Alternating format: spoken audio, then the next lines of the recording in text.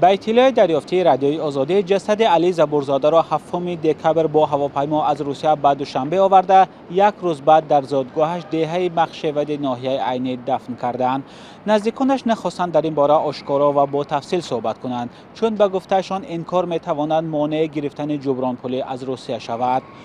جستجوی رادیوی آزادی نشان داد که علی زبورزاده سال 2022 با اتهام قاچاق مواد مخدر در ولایت چلیابینسک روسیه بازداشت شده است، اما درباره حکم زندانی او در منابع باز معلومات دسترس نیست. به اطلاع دریافتی، مرد 77 قبلا سفرعلی نام داشت و بعد یک بار اخراج شدن از روسیه نامش را به علی تغییر داد. یکی از همدهه‌های علی زبورزاده به رادیوی آزادی گفت وی دوام قریب 10 سال اخیر در روسیه کار و زندگی میکرد.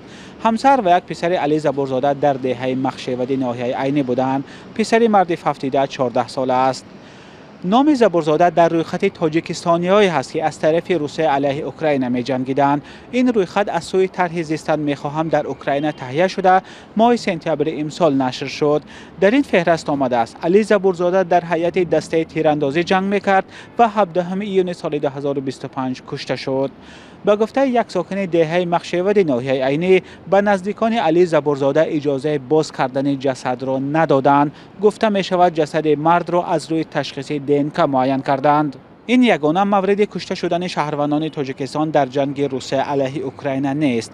دوام 3 سال اخیر پیکر چند تاجیکستانی را از اوکراین به تاجیکستان آوردند. در حال حاضر شماره دقیق تاجیکانی که از طرف روسیه در جنگ ضد اوکراین اشتراک دارند نشر نمی شود. مقامات تاجیکستان میگویند که چنین رویخط نیست و کسی را هم برای شرکت در جنگ روسیه علیه اوکراین به جوابگری نکشیدند. طرح دولتی زیستن میخواهم در اوکراین ماه می امسال نام 931 زاده تاجیکستان را نشر کرد که از جانب روسیه در جنگ ضد این کشور اشتراک دارند. همین طرح ماه سپتامبر امسال رویخط باز 446 زاده تاجیکستان را نشر کرد که در جنگ اوکراین کشته شدند.